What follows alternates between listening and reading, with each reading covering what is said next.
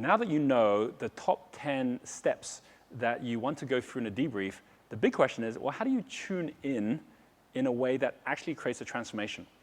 So let me give you 2 examples that you could actually use to follow the same process, one of which is not really tuning in, the other one which really tunes in at a different level to allow a transformational conversation, right? Let's imagine the first one. Let's imagine that I'm meeting with you, we're gonna go through a debrief together. I say, are you ready for this debrief? We're gonna go through your talent dynamics profile. We're going to really understand more about what the profiling is and how it relates to you. And the goal at the end of it is we're gonna be able to build some trust and flow. Does that sound like what you'd like, and would that be something of value to you? Now, you see what I just shared. I went through some factual information. I went through things in a way that you can go, yep, okay, I'm ready for that. And as a result of that, you could be just going through this whole thing with a certain energy where by the end of it, you could go, thank you very much. And I could say, was that valuable? And you say, yes, it was. That was great. And that would be the end of the conversation. And you'd probably never call me again. Let's imagine we went through it a different way, right? It's the same process. And let's say we went through it in such a way that I said, okay, first of all, can I ask you, are you really excited about this process? Or do you even know what we're going to go through? And you're like, no, I don't even know what it's about yet. It's like, well, this whole thing is about the fact that every one of us is only at a fraction of our potential. I mean, do you get a sense sometimes that you're only at a fraction of what actually you could achieve? Yeah, I do. I get that sense. Well, how about if I was to make a commitment to you that in the next 30 minutes, we make this one of the most memorable 30 minutes of this next month for you? Would that be worth your time? And you're going, yeah, that would be worth my time. It's like, no, I'm not over-exaggerating. And here's why I'm saying this. I do this because of the results that it actually gets. You know, talent dynamics, as you've probably seen, people around the world are using it, but to actually have something which gets you connected to your natural path, that's what this is all about. And so I'm pretty sure there's some things that are stressing you out right now, yeah, and I'm pretty sure there's some things that you would love to be spending more time doing, but you just haven't had a way to do it. Okay, so you committed. If you give 100% to this and I give 100%, we find some big shifts that could actually happen during this time together. Yeah, I'm definitely committed. It's like, awesome, all right, let's jump into it and let's do it. I've just gone through the same process both ways, but you'd notice the second one has a different energy to it. The second one, you're now more likely to get excited about wanting to listen. You're probably actually ready to learn more and ready to actually have a transformation more as well. And that's because I'm using a particular energy which we all have access to, which is spirit. Out of the 5 energies, think of each like a frequency. Think of each frequency like a radio station. So dynamo frequency happens to be a particular type of music, which is fairly upbeat, and people on that one can't help jumping around, right? Steel could be a lot more relaxed and laid back, and when you listen to that one, you feel more laid back as well. So spirit energy is water. That's where flow is. And it's not actually a station on its own. It's actually the tuning dial to the different stations. So when you actually get tuned into the water energy, which is the spirit energy, you're actually getting tuned into where someone's at and starting from that place. Because some people don't like being overexcited. Some people don't like being too laid back. So by actually tuning into that and seeing where someone's at, that's what we mean by tuning in. And tuning in has got 5 elements to it. So I'm going to go through what these 5 elements are. They happen to spell out RADIO, which is radio. So this is about you actually getting your tuning dial right. And if you do this in the right way, then whether or not you're using your debrief as a way to just really add value to someone for free so that they can really just get the value that you can provide and maybe give you a testimonial. Whether you're doing it because you're actually charging someone for it, so you want to make sure you give really good value for money. Whether or not you're doing it as a precursor to getting them interested in your products or something which is going to allow them to be able to actually trust you enough that they're going to want to do business with you. For any of those reasons, you want to give maximum value. And it always starts with something called framing. So framing is a bit like putting the frame on the picture before you paint the masterpiece. Framing is when you actually are giving them the purpose that you're there so that they know why that they're there and what you're going to go through. If you are there to give great value, that's exactly how I just shared it, where I said, well, let's make sure we make the most of this, and would this be a great outcome for you?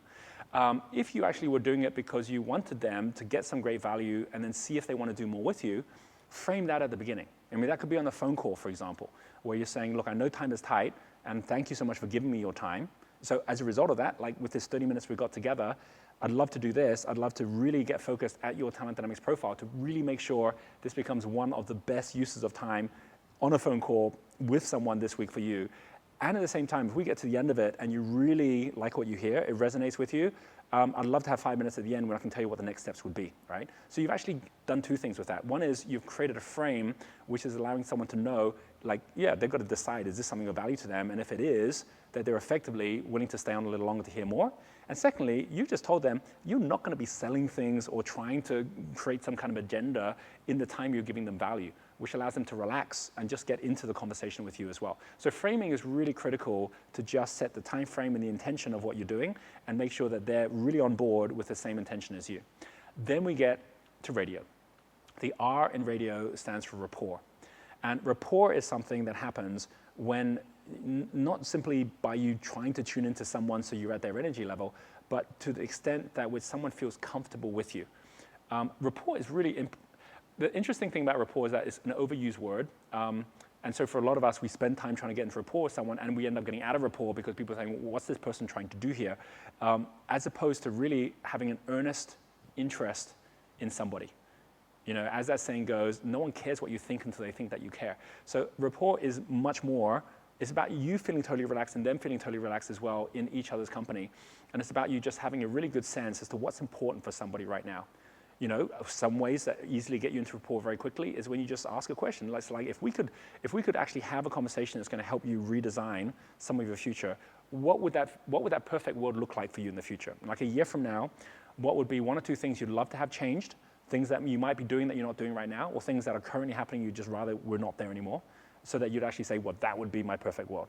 That's a conversation which creates rapport, because what you've done is you've created a situation which allows someone to open up and actually feel good about the fact they're opening up about something and having a conversation about something which is not their current situation. Obviously, it impacts their current situation, but one of the easiest way to create rapport through inspiration is you're either looking at the future or you're looking at the past. So another way would be you say, well, if we were really going to focus at how you could really get into flow, can you think of an example of some time in the past when you were really in flow? Like when everything was just going awesomely. Oh, I remember that time. That starts creating rapport where you're no longer thinking about the words, you're now thinking about the experiences. Rapport also happens when you can then actually tie that back to some other situation. Oh, what you said there, you know, I was speaking to someone the other day and they had exactly the same situation, and this is kind of what happened, and you're now in a conversation where you're much more interested in the story than you are in just how you're interacting with each other, right? So that's what rapport is all about, and we all know how to get into it with people that we already are feeling trusted with, but how you actually get into it with someone new has everything to do with moving towards the bigger self. All right, so start with that, and I've just given you a couple of examples, but start with that by saying, right, how much am I in or out of rapport? Especially with these 5, in your first couple where you might be overly self-conscious about how you're sharing and what you're saying, rate yourself at the end on a 0 to 10 out of these 5, just to see where did you feel it went right, and where did you also feel that it could be improved. The second element is authority. That's the A. Authority is more than just like, you know, I've got the badge and I've got the medal and I've got the training. I know a lot of people that have titles like chairman or CEO who have no authority with their team. You know, I know people who are coaches and trainers that have all sorts of different certifications and they have no authority within the industry. So authority is not about your title. Authority is all about something that you can earn in such a way that people feel that they are willing to give you that authority. Authority, I've put a certain number of things down here, which I think is really important, which is, first of all, knowing that you're in safe hands. When you have someone who says, this person I give authority to, they can be the author of this story. I'm willing to follow them along. You know, the fireman comes in and says, there's a fire here, we're moving to that door. Suddenly he has the authority. He's got the suit on. He knows what he's saying. He's got that certainty, as opposed to a fireman coming in saying, there's a fire here somewhere. I can see the smoke. Guys, I'm worried. What should we do? No authority at all, right? So this is about actually saying, I feel safe with this person. And that always comes from 2 things, commitment and certainty. So if you really want to develop authority early on, start with that, which is like, what is the commitment I'm setting? What is the certainty that I'm creating here? Like, if I said to you, all right, with this time we have together, I am 100% committed to making sure that I can give you the most value I can possibly give. Is that a deal, right? You straight away are like, I'm listening to this guy, right? Because he's clearly committed to this situation. So I'm going to be committed too. I'm going to stop, like, you know, looking at my computer screen. I'm going to stop other things. He's got my attention, right? So that's where authority really comes in, is by you actually taking charge of the situation, but doing it from a place of commitment and a place of certainty. You know, I've seen a lot of situations where someone says, I just don't know what to do yet. Don't worry about what to do yet. Just know that there's a process which is going to allow you to do that. There's a level of authority in my certainty, even though I haven't yet given all the answers, that's allowing you to then say, I'm willing to go along with this as well. So there's an energy to authority that you can bring into your conversation, and without it, people aren't going to follow you because you don't have authority in the situation in the first place. Even if you have rapport, and at the end of the call, if there's something you'd like them to do, if there's a next step, they're not even going to be necessarily interested in that, or they're going to say, I need to think about it, because they're not feeling like this is someone who has a high level of commitment and certainty than they may have, and they want to go along on that journey as well. So just remember, we're talking about energy as opposed to specific techniques or skills, and we're talking about coming from a place where you yourself feel really confident and comfortable that you can really support this person in a way that's going to make them want to be part of your world and your journey as well. From rapport and authority, people are now willing to follow you. But the key thing is, are they going to take your direction? So the third element is direction. Direction is understanding that even the questions you ask will create a certain direction. Now, you can actually even ask people when you actually start a call with them, whether it's on the phone or in front of them, okay, like if you have a look at the report and read out like the very first part, how much does it resonate? Do you see the difference of me saying something like, you know, creators are great at starting things and not so great at finishing things, that if I just mention that to you, oh, there's this, creators are great at starting things and not so good at finishing things, and you happen to be a creator, there's no direction in any of that. I've just added some information. But if I said, okay, read that, what does that say there, right? It says, oh, and so, no, just read it out so I can hear you say it. Or I said, okay, well, creators, they are people that are great at starting things and finishing. And normally, if someone actually reads it out, and if they are a creator, they'll start smiling or laughing, right? And it's like, well, what's that saying to you? Well, that's kind of what happens to me, right? And so what happens is you're now built rapport.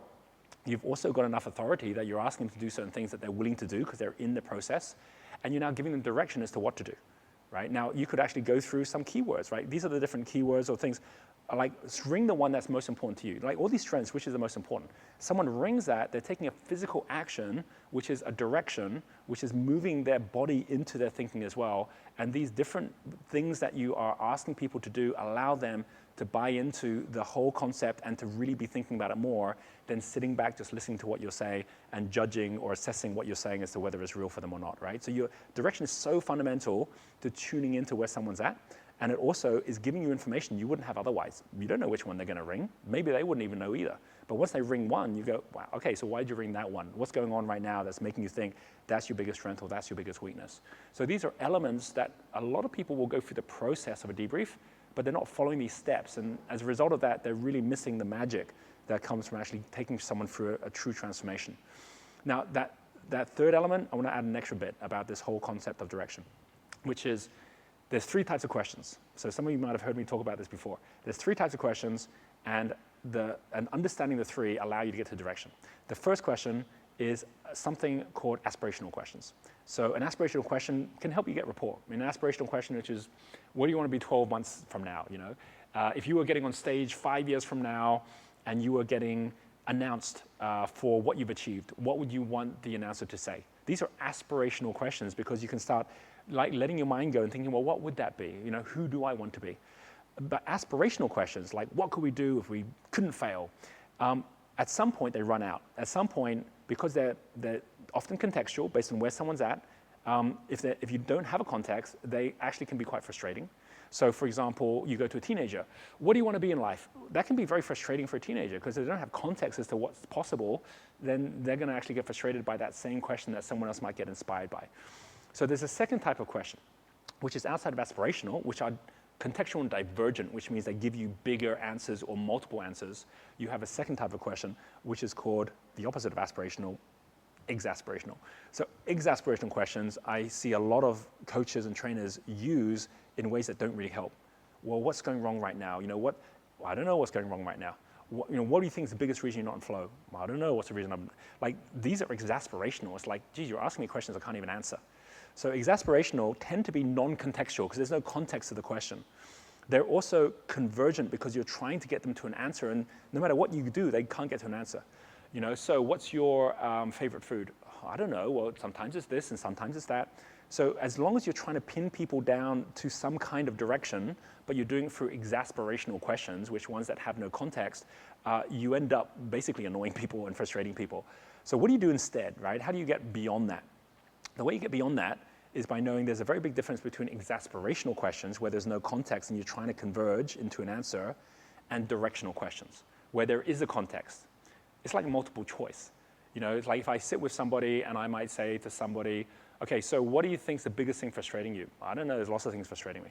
All right, well, let's talk about like the top 3 things. What would be the top 3 things that be frustrating you? Like right now in the last 24 hours. Okay, I've got too much to do. All right, so that's one, right? What would be another one? I'm definitely doing a job I'm not enjoying. All right, so that's the second one, right? And third one, I know I should be spending more time with my kids, my family. I'm just not getting the time to do that. All right, so you got 3, right? Okay, let's write them down just for a second. Let's just play with me for a bit. See where this goes. Here's the 3. All right, which of these do you think is the most important one to you right now? I can't even decide on that, right? Okay, 0 to 10, this first one, right? If you could solve this, what's that worth to you? 0 to 10. That's a 10, right? Okay, and where's it sitting at right now? Yeah, I'm feeling like a 3 out of 10 on that one. All right, let's talk about the second one. What about that? That's also a 10. Okay, well, how are you feeling about that right now? 2, I'm feeling even worse. All right, what about the third one? Yeah, that's like an 8, but like I'm feeling like 0. Okay, all right, well, look, this one you might not think so important, which is not you're solving it, but it's at a 0 for you right now. So let's focus on that one first. Okay, let's focus at it. You've actually used directional questioning to get someone to a clarity of an answer as to what's most important in a way that if you just asked a question, you never could. So directional questions are when you're actually directing people by creating context for them. Sometimes you're even measuring and using 0 to 10 scales. Sometimes you're saying, well, you know, if there's 3 options or if there's just 2 options, which would you choose? But you will always find people are able to then get far more clarity through contrast, by contrasting which of these do I like better. So just keep that in mind. Direction is the third of these elements. So you have rapport, you have authority, you have direction. The fourth one, we're not going to spend a long time on. The fourth one is information. A lot of trainers, coaches spend all their time on the information. Just like we can give you these top 10 steps on how to follow the process of a debrief. That's great information. That gets you 5% of the way there, right? So knowing that information is necessary, most people don't make their decision based on information, but there'll be information that backs up their decision. So you do want to share some information, and you want to share some distinctions with people that allow them, and this is where all this is all information, but know that those are your tools in your toolbox to really back up the things that they're experiencing, as opposed to using that as the main reason that you're even having the debrief in the first place. This is not about imparting information. They can already read it on the reports. This is about giving them an experience of what happens when they start getting clarity in a different way. Now, the final one is probably the most important of all, is the O, and the O is ownership. And ownership is now all about not are you owning the answer, it's about are they owning the answer. And ownership is about them actually really wanting to do something, because if they don't have ownership on the idea, it's like, yeah, I know I can get more into flow, but they're not really owning it, they're not going to want to take any more steps with you. They're not going to see any value in doing more with you. They're going to think, well, this is a very valuable session, but thank you, don't need to speak to you again.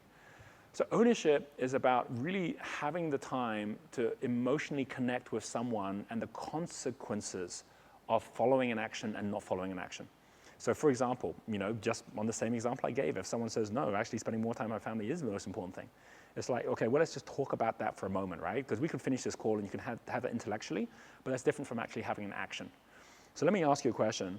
If you could figure out with me in the next week a way that you had more time with your family and you are now here a week in the future and you'd actually achieve that, well, first of all, regardless of what's happening in the business, how would you feel? I'd feel really good about that. Okay, so you feel really good about that. Would you feel good enough about that you'd want to actually commit to some kind of decision? Yeah, I think I would. Okay, you think you would. Let's take this another way. What if you didn't make any changes, right? Because I'm guessing this has happened for a while. Yeah, it's been happening my whole life, all right? So what if you made no changes and you're now 5 years in the future, right? So you're 5 years in the future, changes didn't happen. How old are your kids right now? So how old are they going to be, right? How old's your wife? How old is she going to be? And what do you think is going to be happening in your life? How are you going to be feeling about that? Not going to be feeling really bad if that happens. All right, so if you're going to be feeling really bad about that happens at that point, and that's your future self feeling bad about it, what would that future self advise your present self to do? Well, totally take action straight away. Right? Is this like a optional thing where you might like to do it, or is it a must do that you got to do it? No, that's become a must do. Do you see the difference in ownership? Like now I'm going to do something here because you created a context of why it's so important to do that. So I'm just sharing that when you take all these elements in and look out at different flow consultants, listen to the trainers, follow some of my videos and the things that I do, where I'm constantly watching how am I bringing spirit in to connect with somebody at their level, at whatever level they're at, whatever challenge they've got, so someone can connect in with that and go, no, I'm going to do something here, because we're all our worst enemies and we all know intellectually that there's things we could do, but actually doing it's a different thing. So RADIO, which is rapport, authority, direction, information, and ownership are the 5 elements that allow you to tune in. Rate yourself after you do each of your debriefs to see how you do on each one of them, see where you can improve, and go look for others that actually can give you tips and within our community that can support you in the areas that you'd love to be able to support yourself on the most as well. The reward of all of this is as you start tuning into others, they reciprocate and start tuning back into you as well. And that's, for me, one of the biggest rewards of actually any mentoring or any coaching that I do, is that I always get 10 times back as a result of just connecting up with others and allowing them to get into their flow as well.